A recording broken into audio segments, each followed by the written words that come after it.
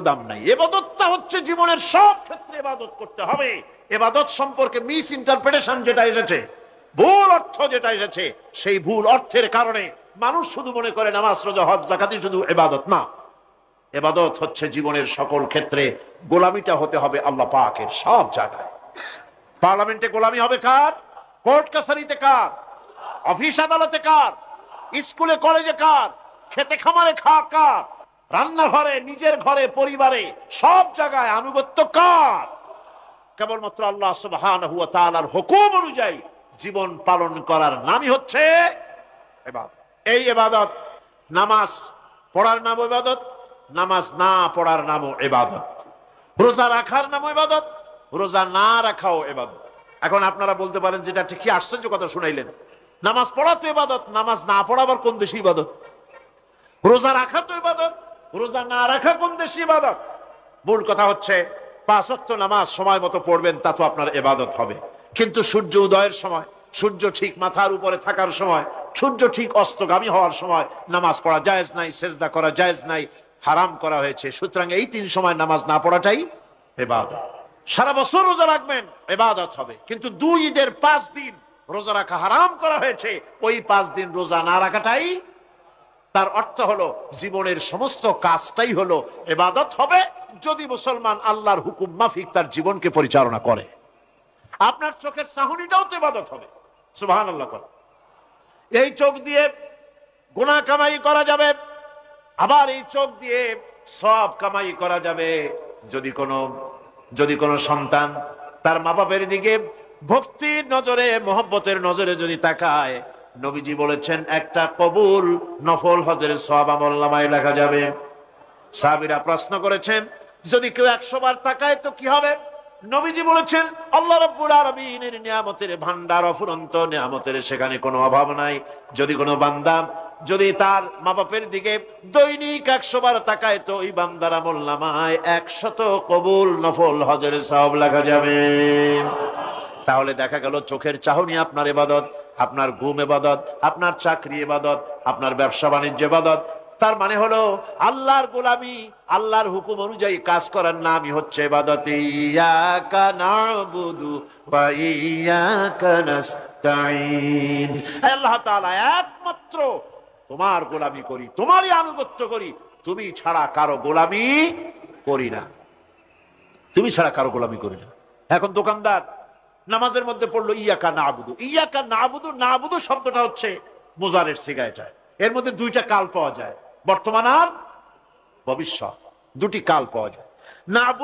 না'বুদু এই শব্দ দিয়ে বোঝানো হচ্ছে কি, আল্লাহ পাক এই নামাজের ভিতরে যেমন তোমার হুকুম পালন করে নামাজ আদায় করছি, যেমন নামাজের ভিতরে কিছু খাওয়া যায় না, বাইরে খাওয়া জায়েজ ছিল, নামাজ পড়ছি বলে খানাটা আমার জন্য হারাম হয়ে গেছে।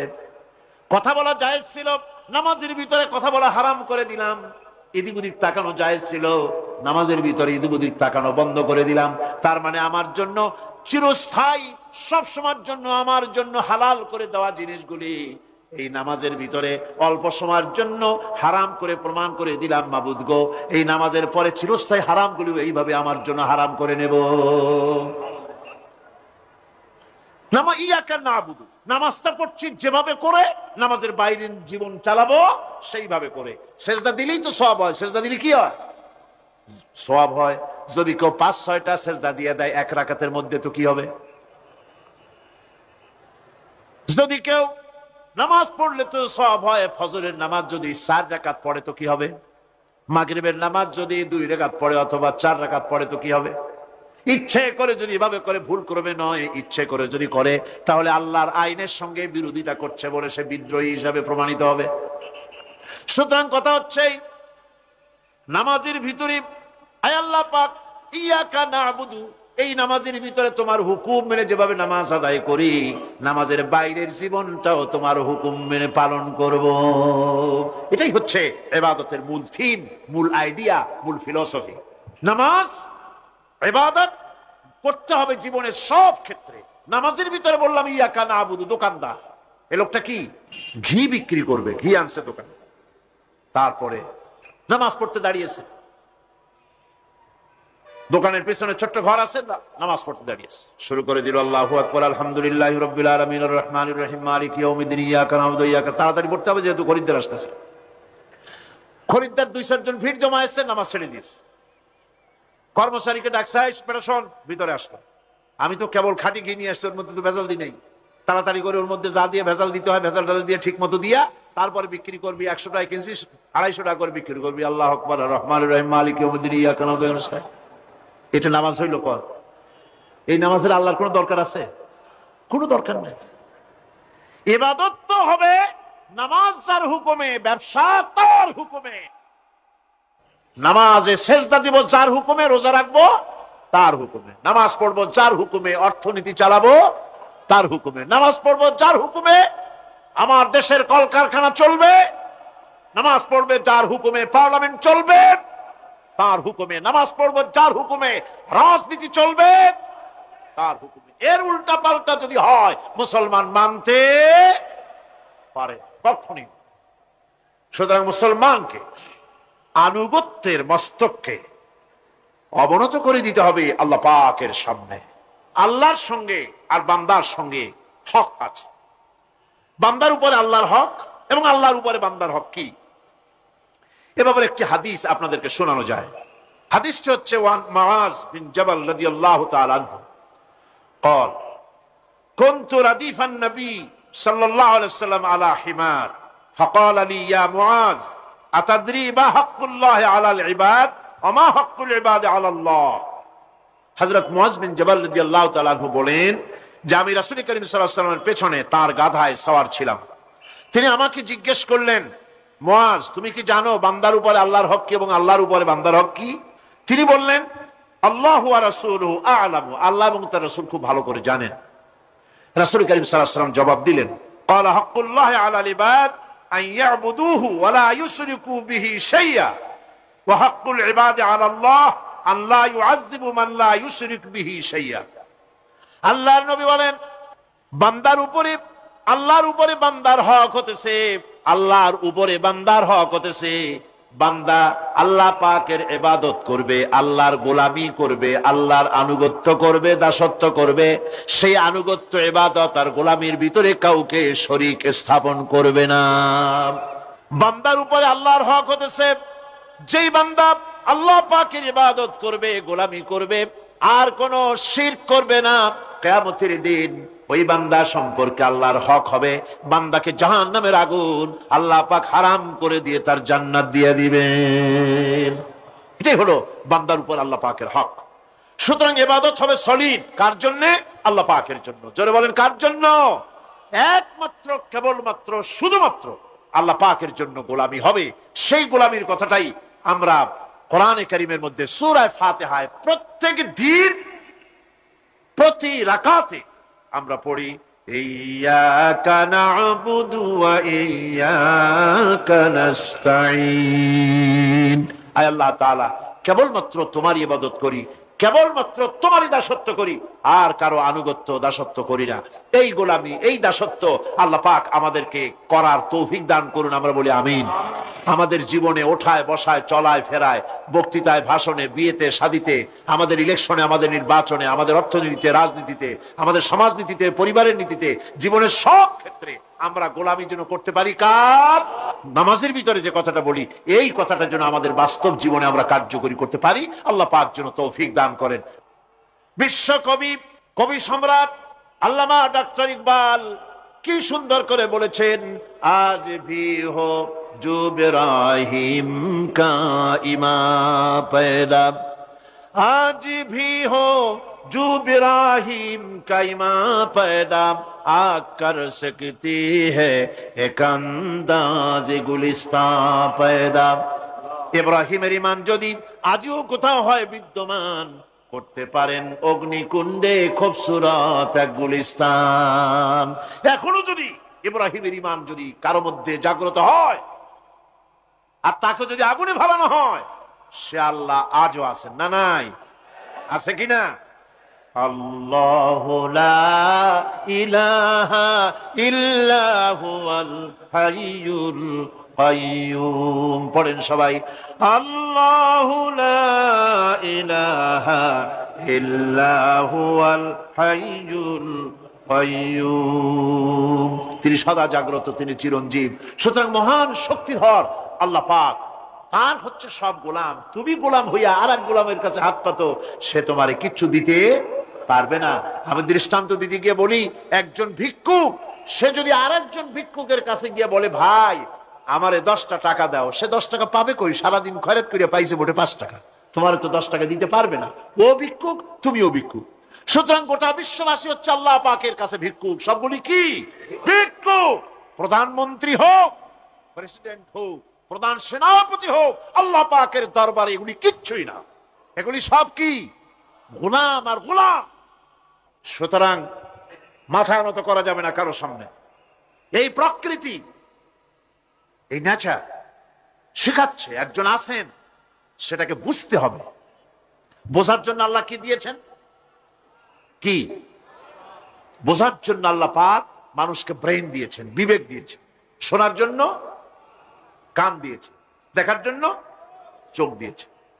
আল্লাহ পাক বলছেন, লাহুম কুলুবুন লা ইয়াফকাহুনা বিহা ওয়া লাহুম আয়ুনুন লা ইউবসিরুনা বিহা ওয়া লাহুম আযানুন লা ইয়াসমাউনা বিহা উলাইকা কাল আনআম বাল হুম আযাল উলাইকা হুমুল গাফিলুন। আমি যাদেরকে কান দিয়েছিলাম, কলব দিয়েছিলাম, বিবেক দিয়েছিলাম, বিবেক দিয়ে সব বুঝলো, কিন্তু আমারে বুঝলো না। বিবেক দিয়া সব বুঝলো, বিবেক দিয়া সমস্ত জিনিস, নিজের স্বার্থের জিনিসগুলি বুঝলো, কিন্তু আল্লাহকে বুঝলো না। কান দিয়েছিলাম শোনার জন্য, গান শুনলো, বাজে কথা শুনলো, সব শুনলো, কিন্তু হকের দাওয়াত তার কানের মধ্যে ঢুকলো না। হক বুঝলো না, হক শুনলো না, হক দেখলো না, সত্যকে চিনতে পারলো না। আল্লাহ পাক বলেন, উলাইকা কাল আনআম, এরা হলো চতুষ্পদ জানোয়ার, জানোয়ার পশু। আল্লাহ কয় না, খালি পশু কইলে সারে না, বাল হুম আযাল, একেবারে পশুর চাইতেও নিকৃষ্ট। কারণ কি? কারণ হলো পশু অবিশ্বাসী নয়, পশু কাফের নয়, পশু মুশরিক নয়, পশু মুরতাদ নয়, পশু নাস্তিক নয়, ঠিক কিনা? সুতরাং পশুর চাইতেও খারাপ, পশুর চাইতেও খারাপ। পশু যেটা বোঝে তাও বোঝে। পশু তো অন্তত মালিকের আনুগত্য করে, তার কথা শোনে, যার খায় তার কথা শোনে। কুত্তাটাও, কুকুরও যার খায় তার কথা শোনে, ঠিক কিনা গণ? অথচ যে আল্লাহ রাব্বুল আলামিন খেতে দিলেন, পড়তে দিলেন, সব কিছু দিলেন, তার ইবাদতটা বুঝতে চেষ্টা করলো না, তার ইবাদত বুঝতে চেষ্টা করলো না, তার গোলামি করতে জানলো না। সুতরাং এগুলি হচ্ছে উলাইকা কাল আনআম, এগুলি চতুষ্পদ জন্তু এবং জানোয়ারের মতো, বরং তার থেকেও নিকৃষ্ট। মানুষকে আল্লাহ পাক জ্ঞান দিয়েছিলেন, সেই জ্ঞান দিয়ে সে দূরবীন আবিষ্কার করলো, জ্ঞান দিয়ে দূরবীন আবিষ্কার করলো, যাতে করে শকুনের চাইতেও তীক্ষ্ণ দৃষ্টি সম্পন্ন হয়। সে গাড়ি আবিষ্কার করলো, যাতে করে চিতাবাঘের চাইতেও বেশি দৌড়াইতে পারে। সে সাবমেরিন আবিষ্কার করলো, যাতে করে মাছের চাইতেও বেশি দ্রুতগামী হয়ে চলতে পারে পানির তলা দিয়া। সব কিছুই করলো, কিন্তু তার মনুষ্যত্বকে বাড়াইতে পারলো না, মনুষ্যত্বকে বাড়াতে পারলো না। এই মনুষ্যত্বই ছিল সবচেয়ে বড় জিনিস। কবি বলছেন, মুঝে ये डर है कि दिले जिंदा तू ना मर जाए, मुझे ये डर है कि दिले जिंदा तू ना मर जाए, कि जिंदगानी इबारत है तेरे जीने से। मुझे ये डर है कि दिले जिंदा तू ना मर जाए, আমার এই ভয় হয়, হে আমার জীবন্ত আত্মা, তোর না অপমৃত্যু হয়ে যায়। কারণ তোর যদি অপমৃত্যু হয়, তাহলে আমার তো বেঁচে থাকার কোনো লাভ নাই। আমরা তো আমাদের আত্মা, জীবিত আত্মাকে মেরে ফেলছি, জীবিত আত্মাকে মেরে ফেলছি, আত্মাকে বিকশিত করছি না। আত্মাকে বিকশিত করতে হবে। এই আত্মা বিকশিত হবে কিভাবে? সব জিনিসের খাবার আল্লাহ পাক এই জমিনে তৈরি করেছেন, ঠিক কিনা কর? সকলের খাবার এই জমিনে। মানুষ যেহেতু তৈরি হয়েছে এই মাটি দিয়ে, সেই জন্য আল্লাহ রাব্বুল আলামিন মানুষের খাবার মাটি দিয়ে তৈরি করে দিয়েছেন। কলা দিয়েছেন, কচু দিয়েছেন, আলু দিয়েছেন, মূলা দিয়েছেন, তাল দিয়েছেন, বেল দিয়েছেন, মাছ দিয়েছেন, তরকারি দিয়েছেন, পনির দিয়েছেন, দুধ দিয়েছেন, গোশত দিয়েছেন। খাবারের কোনো অভাব রাখেন নাই, সব মাটি দিয়েছে। কিন্তু যেই রুহটা আমাদের ভিতরে, যে আত্মাটা আমাদের মধ্যে, যে আত্মা থাকলে পরে বাঁচি, আত্মা না থাকলে পরে মরে যাই, সেই রুহের খাবার আমরা কেউ দিতেছি না। রুহটা কি? আল্লাহ পাক বলছেন, নবী আপনাকে প্রশ্ন করা হয়, ওয়ায়াসআলুনাকা আনির রূহ কুলির রূহু মিন আমরি রাব্বি। নবী হে, প্রশ্ন করা হয় রূহ কি জিনিস? এর জবাব হচ্ছে এই, বলে দিন রূহ হচ্ছে আল্লাহর একটু অর্ডার, একটু হুকুম তোমার ভিতরে কাজ করছে। ওই রূহেরও কিছু খাবার আছে, ওই রূহেরও কিছু খাবার আছে। সেই রূহকে খাবার জমিনে তৈরি হবে না। রূহ গোশত খাবে না, পনির খাবে না, দুধ খাবে না, সর খাবে না, ফল খাবে না। কি খাবে? রূহের খাবার। যেহেতু রূহ এই পৃথিবীতে তৈরি হয় নাই, রূহ এসেছে আলমে আরওয়াহ থেকে, সেজন্য রব্বুল আলামিন রূহের খাবার পাঠিয়েছেন লৌহ মাহফুজ থেকে। আল্লাহ পাক কোরআনে কারীমকে রূহের খোরাক করে পাঠিয়েছেন। রূহকে যদি বাঁচাতে চান, তাহলে তার একমাত্র খাদ্য হতেছে তেলাওয়াতে কোরআন। তেলাওয়াতে কোরআন যত তেলাওয়াত করবেন ততই মজা লাগবে। সুবহানাল্লাহ, কোন সুবহানাল্লাহ। একটু হারাম শরীফ থেকে বেড়ায় আসেন। টাকা পয়সা যাদের আছে তাদের বলছি, পয়সা করি যাদের আছে, সিঙ্গাপুর বেড়ায়। আরে সিঙ্গাপুর বেড়ায় করবা কি? মার্কেটিং ছাড়া আর কিছুই নাই। সিঙ্গাপুর, ব্যাংকক, হংকং এই সমস্ত জায়গায় ঘুরে টুরে আসে, খুব দেখে আসছে। টাকা নষ্ট করে লাভ নাই, বরং পয়সা করি যদি আল্লাহ দিয়ে থাকেন, হস্ত করবেনই। পয়সা করি বেশি থাকলে রমজান মুবারকে উমরা করে এসেন। রাসূল করিম সাল্লাল্লাহু আলাইহি ওয়াসাল্লাম বলেছেন, যে ব্যক্তি রমজান মুবারকে উমরা করলো, সেজন্য আমার সাথে হজ আদায় করলো। কেন বলছি? এই জন্য বললাম, আল্লাহ পাক আমাকে কয়েকবার নসিব করেছেন। সেখানে যখন রমজান মুবারকে যখন তেলাওয়াত হতে থাকে তারাবিহের ভেতরে, মনে হচ্ছে যেন আকাশ থেকে ওহী নাজিল হতেছে। মানুষের চোখের পানি, নাকের পানি একাকার হয়ে যায় হারাম শরীফের ভিতরে। সেখানে তো মুনাজাত, সারা বছর মুনাজাত হয় না, মুনাজাত হয় রমজান মুবারকে বেতেরের নামাজের ভিতরে। বেতেরের নামাজের ভিতরে ইমাম সাহেব হাত তুলে মুনাজাত করেন। অন্তত 8 থেকে 10 লক্ষ মানুষ হজের মৌসুমের মতো কামতে কামতে পাগল হয়ে। কোরআন কি মজা! কোরআন হচ্ছে রুহের খাবার। আমরা তো রুহের খাওয়াই না। ঘোড়ার উপরে চড়ি, গাধার উপরে চড়ি, ঘোড়ারে গাধারে জন্মের মতো মোটেই খাইতে দেই না, নিজে খাই জন্মের মতো। খাইয়া ঘোড়ারে খাইতে দেওয়া হয় না, গাধারে খাইতে দেওয়া হয় না। ফলে ওর উপরে যখন সওয়ার হয়, তখন ঘোড়া গাধা না খাইতে খাইতে একদিন 4 ঠ্যাং 4 দিকে দিয়া জায়গায় সিটে মরা ছাড়া আর কোনো পথ থাকে না। আমাদের মানুষেরা খায় কি? সুবহানাল্লাহ। এই যে শবে বরাত আসতেছে, কি যে খাবে, দিশা আগের থেকে লিস্ট তৈরি হয়ে যায় কতটা আইটেম তৈরি করা হবে। রমজান মাসে আল্লাহ একটু কম টম মান্দায় খাবে, একটা রমজান মাস আল্লাহ দিলেন। সেই রোজার মাসে যে সারাদিন খায় না, এটাকে উসুল করে ইফতারের সময় সে যে কত খাবার, চোখ ছানা বড় হয়ে যাবে দেখুন। পেঁয়াজি, বেগুনি, হালিম, শরবত, তরমুজ, বেল, কলা, কচু, না কি খাইতে খাইতে মাগরিবের রক্ত শেষ। কয় ভাই নামাজটা কোন রকম পড়ে আসি, তারপরে খাবো না। আবার গেল নামাজ পড়তে, আবার এসে খাইলো, খাইয়া তারপরে আবার ভাত খাইলো। কেমনে যে খায় আল্লাহ জানে, গলায় আঙ্গুল দিলে পাওয়া যায়। এরকম খাইয়া তারপরে তারাবি পড়তে দাঁড়ায় না। জনমের মতো খাইলে পরে তো অলস হবে শরীর। তারাবি পড়তে দাঁড়াইছে, লম্বা কেরাত হচ্ছে, উনি রুকুতে আছে, ইমাম সেজদায় চলে গেছে, ওনার খবর নেই। অথবা উনি সেজদায় পড়ে আছেন, ইমাম কোথায় উঠে গেছে তার খবর নেই। সুতরাং নিজে খাইয়া পেটটারে দুম্বার মতো সাইজ বানাইয়া কোনো লাভ নাই। পেট বড় বানাবেন না, সিনা বড় বানান। সিনা বড় বানান, সিনার ভিতরে কোরআন ধারণ করেন, মজা পাবেন। এই আল্লাহ রাব্বুল আলামিন এত বড় নিয়ামত, এই কোরআন, এর থেকে বড় নিয়ামত পৃথিবীতে আর নাই। শ্রেষ্ঠ নিয়ামত, এর থেকে বড় নিয়ামত আছে ভাই? এই শ্রেষ্ঠ নিয়ামতকে পড়তে শিখুন, বুঝতে শিখুন। হেদায়েতের সবের মধ্যে আছে। সুতরাং আল্লাহ রাব্বুল আলামিন মনুষ্যত্বকে, আত্মাকে বিকাশ করার জন্য কোরআনে কারীম দিয়েছিলেন। মানুষ এই জ্ঞান দিয়ে আবিষ্কারের পিছনে চলে গেল। হ্যাঁ, আবিষ্কার দরকার আছে, মোটেই আমি এটাকে অস্বীকার করি না, সব দরকার। কিন্তু সেই সাথে আল্লাহ পাকের সাথে যে সম্পর্কটা থাকা দরকার ছিল, সেই সম্পর্ক থেকে মানুষ নিজেকে বিচ্ছিন্ন করেছে। কোরআনে কারীমে আল্লাহ পাক বলছেন, লাকাদ খালাকনাল ইনসানা ফি আহসানি তাকওয়িম। সব থেকে সুন্দর করে বানিয়েছি কারে? মানুষ। চিল্লা এখন কারে? মানুষ হলো সবচাইতে সুন্দর, সবচাইতে সুন্দর সৃষ্টি আমার। ওগুলা, এই মানুষগুলি হচ্ছে আশরাফুল মখলুকাত। মানুষ কি মখলুকাত? সৃষ্টির সেরা। আপনারা সৃষ্টির সেরা হইলেন কি দিয়া? আপনারা কি বাঘের মতো দৌড়াতে পারেন? বল্লার মতো হুল ফুড়াইতে পারেন? কুত্তার মতো কামড়াইতে পারেন? হাতির মতো শক্তি আছে? গরিলার মতো শক্তি আছে? মাছের মতো সাঁতরাইতে পারেন?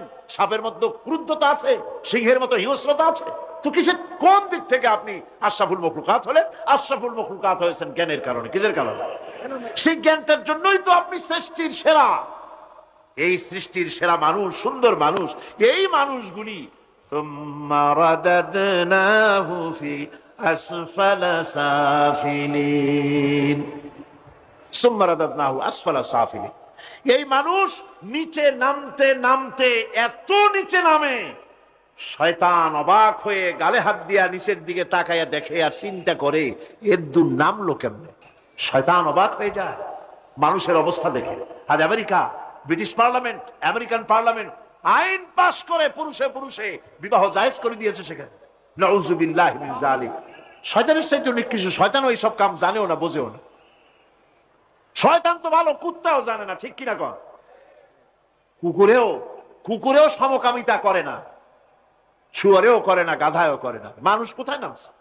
এই মানুষ সৃষ্টির সেরা বানিয়েছিলাম, শয়তানের চাইতে নিকৃষ্ট হয়ে গেল।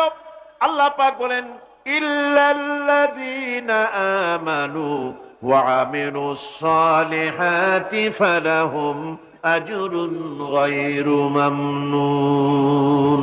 কিন্তু যারা ঈমান এনেছে, আমলে সালেহ করেছে, তাদের জন্য রয়েছে অপুরন্ত পুরস্কার।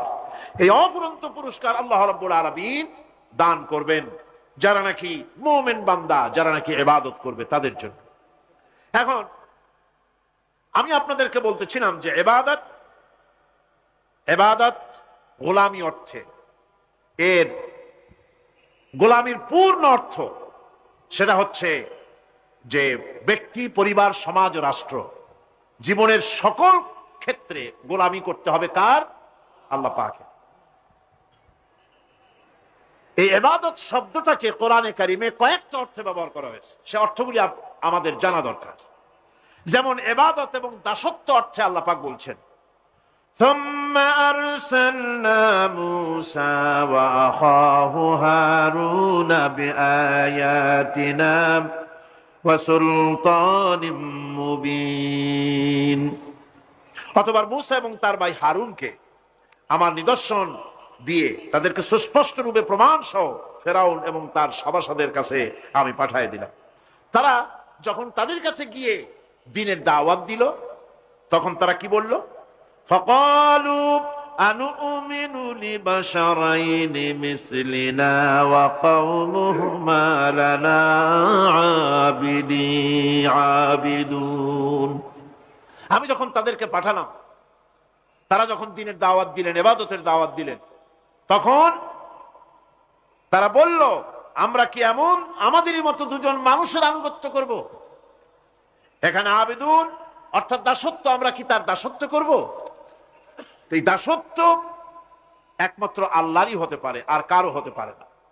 সেজন্য কোরআনে কারীম অন্যত্র বলছে, ইয়া আইয়ুহাল্লাযীনা আমানু কুলু মিন তাইয়্যিবাতি মা রাযাকনাকুম ওয়াশকুরু লিল্লাহি ইন কুনতুম ইয়্যাহু তা'বুদুন।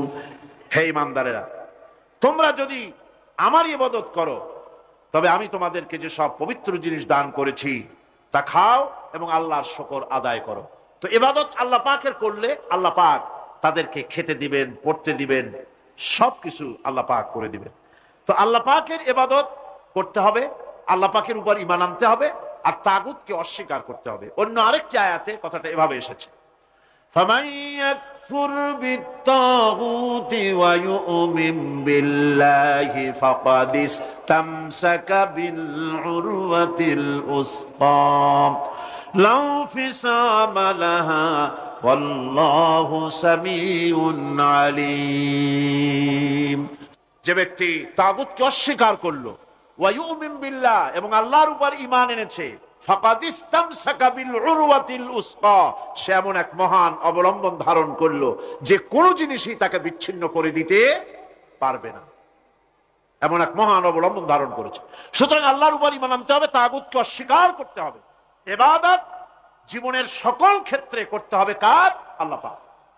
কোরআনে কারীম বলছে, এর আগে আমি প্রথমে শুনিয়েছি, সমস্ত নবীরা আম্বিয়া আলাইহিস সালাম তারা তার নিজের জাতিকে গোলামির জন্য দাওয়াত দিয়েছেন। আল্লাহ পাকের বলেছেন আমার জাতি, একমাত্র নবী মুহাম্মদ রাসূলুল্লাহ সাল্লাল্লাহু আলাইহি ওয়াসাল্লাম আমার জাতি তিনি বলেন নাই। তাকে দিয়ে আল্লাহ পাক বলেছেন, ইয়া আইয়ুহান নাসু উবুদু রাব্বাকুমুল্লাযী খালাকাকুম ওয়াল্লাযীনা মিন ক্বাবলিকুম লাআল্লাকুম তাত্তাকুন।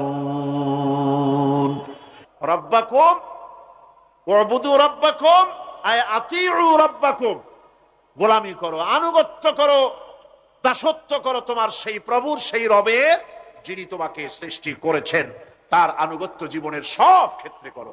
এক জায়গায় করলে হবে না, সব জায়গায় করলে হবে। আগামী রাত্রিটা হচ্ছে শবে বরাত, তাই না? বোঝেন নাকি বোঝেন না? আগামী রাত্রিটাই আমরা হচ্ছে সেই ধরনের মানুষ, মিনিমাম লেবার ম্যাক্সিমাম প্রফিট। অল্প কাজ করে বেশি প্রফিট যদি করা যায় আমরা সেই পক্ষে বেশি। শবে বরাত শবে কদরে ইবাদত করিয়া জীবনের সব গুনাহ মাফ করাইতে চাই, আর করাইয়া মনে করলাম, বিশ্বাস করলাম যেটা এইভাবে হয়, কিন্তু পরের দিন থেকে আবার যেরকম ছিল মানুষ সেরকম হয়ে যায়। সারা রাত জাগলো শবে বরাতে, সারা রাত জাগলো। সকালবেলায় যে ব্যবসায়ী সারা রাত জাগলো, সকালবেলায় দোকানে দিয়ে ওজনে কম দেওয়ার অভ্যাসটার পরিবর্তন হইল না। যে কৃষক সারা রাত জাগলো, পরের দিন জমিনের আইল ঠেলার অভ্যেসটা পরিবর্তন হলো না।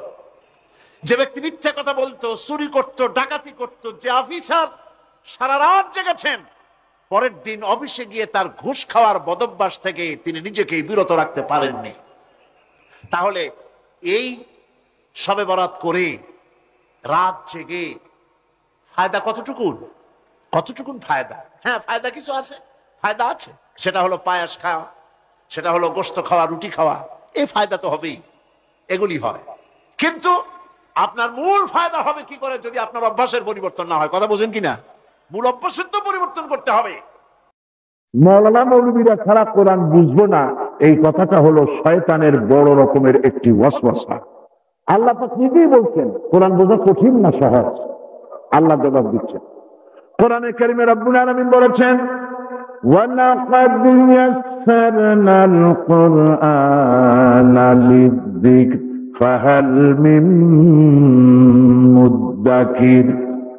কোরআন শরীফকে মানুষের কাছে মুখস্থ করার জন্য আর বোঝার জন্য আমি আল্লাহ সহজ করে দিয়েছি। আল্লাহ বলছেন সহজ করছি, আর মসজিদে বসে নামাজ পড়ে সালাম ফিরাই এক জায়গায় বসে বললাম কোরআন আমরা বুঝবো না, আসুন মুরব্বীরা কি কয় তাই শুনি। আরে বাবা, আপনার মুরব্বী যে ঠিক কথা বলতেছে সেটা বোঝার জন্য কোরআন বুঝতে হবে। মুরব্বী তো আপনাকে গাইড করতে পারে। এই জন্য কোরআন হেদায়েতের জন্য কোরআনের চাইতে বিকল্প কোনো কিতাব নাই। কোরআন আর হাদিস এই দুটোই হলো হেদায়েত পাওয়ার জন্য একমাত্র রাস্তা। সুবহানাল্লাহ ওয়া বিহামদিহি। আর কোন রাস্তা? সেই কোরআন 30 পারা, 540টা রুকু, 6666টি আয়াত, এই বিশাল কিতাব। এর মধ্যে আছে কি?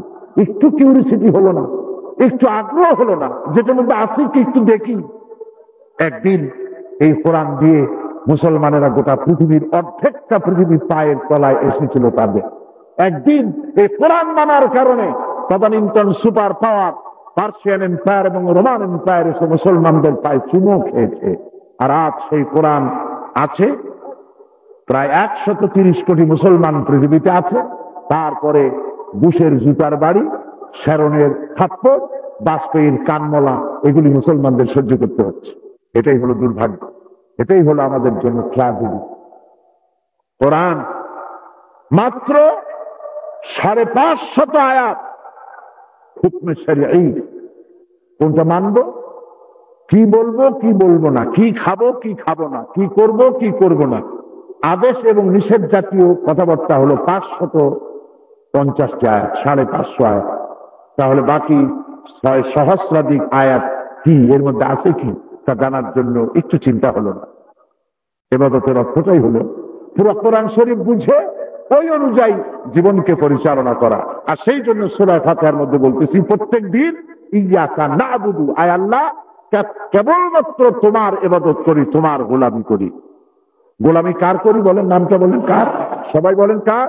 তিনি আমাদের স্রষ্টা, খালিক। এই স্রষ্টাকে চিনতেই মানুষের হয়রানি। কেউ স্রষ্টাকে চিনতে না পেরে পাহাড়কে পূজা করেছে, কেউ স্রষ্টাকে চিন্তা না পেরে আগুনের পূজা করেছে, পানিকে পূজা করেছে, কুমিরকে করেছে, এমনকি নিচে নামতে নামতে যৌনাঙ্গ পর্যন্ত পূজা করেছে। নাউজুবিল্লাহ। আমি যা বললাম এগুলি বানায় বললাম না, ঠিক বলেছি? কোথায় নেমেছে মানুষ, কোথায় নেমেছে? কোরআনে কারীম আল্লাহ পাক বলেছেন লাকাদ খালাকনাল ইনসানা ফি আহসানি তাকওয়িম, সব থেকে সুন্দর করে সৃষ্টি করেছি মানুষ, সুম্মা রাদাদনাহু আসফালা সাফিলিন। এই মানুষ নিচে নামতে নামতে এদ্দুর নামে যখন যৌনাঙ্গ পর্যন্ত পূজা করতে যায়, শয়তান চিন্তা করে যে এদ্দুর নামলো কেমনে, শয়তান নিজেও এদ্দুর নামতে পারে না। সুতরাং কোরআনে কারীম আল্লাহ পাক বলেছেন ইন্নাল্লাযীনা তাদউনা মিন দুনিল্লাহি ইবাদুন আমসালুকুম, ও পৃথিবীর মানুষেরা, আমারে বাদ দিয়া তোমরা যাদেরকে ডাকো উপকারের জন্য, তোমার মনের আশাঙ্কাঙ্ক্ষা পূরণের জন্য, যাকে আমারে বাদ দিয়া ডাকো, এরা সবগুলি তোমার মতো আমার আর একটা গোলাম। তুমি নিজে গোলাম হয়ে আর এক গোলামের কাছে হাত পাচ্ছ, ও তোমার দেবে কি? মনে করেন আপনি একজনের কাছে খরচ চাইছেন, গিয়া একটা লোকের কাছে কিছু সাহায্য চাইবেন, সে লোকটা বললো বাবা আমি সারাদিন, আমি ভিক্ষুক, সারাদিন খরচ করে পাইছি আমি 5 টাকা, তুমি আমার কাছে 10 টাকা চাও, আমি পাবো তো? এক ভিক্ষুক আর এক ভিক্ষুকের কাছে সাহায্য চাওয়ার কোনো মানে আছে? কোনো মানে নেই।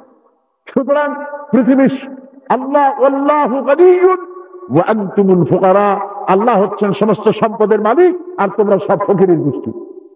আল্লাহ পাক বলছেন কাজে আমারে বাদ দিয়ে যাদের ডাকো, চাঁদ বলো সূর্য বলো যেটাই বলো, সবগুলি তোমার মতো আমার আর একটা গোলাম, তুমিও নিজেও গোলাম, ওগুলিও গোলাম। কাজে ওগুলি তোমার কোন আশা আকাঙ্ক্ষা পূরণ করতে পারবে না। আল্লাহ কোরআন শরীফের মধ্যে বলে দিয়েছে, আমরা বুঝি না সেজন্যই সর্বনাশ করি। তবে কেউ যদি স্রষ্টাকে চিনতে চায়, আল্লাহ তার জন্য রাস্তা বের করে দেয়। কোরআনে আল্লাহ পাক এই থিওরিতে এভাবে বলেছেন ওমান ইয়াত্তাকিল্লাহা ইয়াজআল লাহু মাখরাজা, কেউ যদি আমাকে ভয় করে পথ চলতে চায়, আমি তার জন্য পথকে প্রশস্ত করে দেই। দেখেন আমাদের জাতির পিতা কে কন্ত্র,